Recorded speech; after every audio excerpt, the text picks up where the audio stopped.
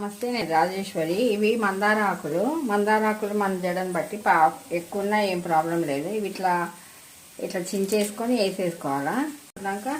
ఇది ఒక కలబందం, ఇంత అయితే చాలు. ఇట్లా కట్ చేసేసుకొని పేస్ట్ కొంచెం కొబ్బరి నూనె వేసుకోవాలా.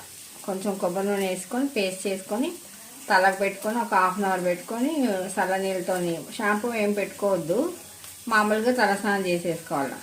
ఒకవేళ నూనె జిడ్డు ఉంటే రేపు పెట్టుకోవాలి షాంపూ. దీంతో మనకి ఏంటంటే జడ కొంచెం లావు అవుతుంది, పొడుగ్గా అవుతుంది. ఇలా జిగురు చాలా జిగురు ఉంటుంది మందారం ఆకుకి. మళ్ళీ కలబందం కూడా ఉంటుంది కదా, దాంతో మనకి ఎంట్రుకలు అనేది చాలా పొడుగ్గా పెరుగుతాయి. ఇంకా అట్లా వారానికి ఒకసారి అట్లా పెట్టుకుంటే, నెలకి వారం పెట్టుకుంటే కూడా మంచిగా లావు అవుతుంది, జడ పొడుగుగా అవుతుంది. మీకు సాఫ్ట్గా రావడానికి కొబ్బరి నూనె వేసుకుంటాము. తమలపాకులనేమో ఆముదం నూనె వేసుకోవాలా, ఇందులోనేమో కొబ్బరి నూనె వేసుకోవాలి. అంతే, మంచిగా ఉంటుందండి. మీరు వాడి ఒకసారి పెట్టుకొని చూడండి, మీకే డిఫరెన్స్ తెలుస్తుంది. ఒక రోజు పెట్టుకుంటేనే మీకు ఇట్లా స్మూత్గా పొడుగ్గా కనబడుతుంది. మన జడ కొంచెం పొడుగ్గా అవుతుంది.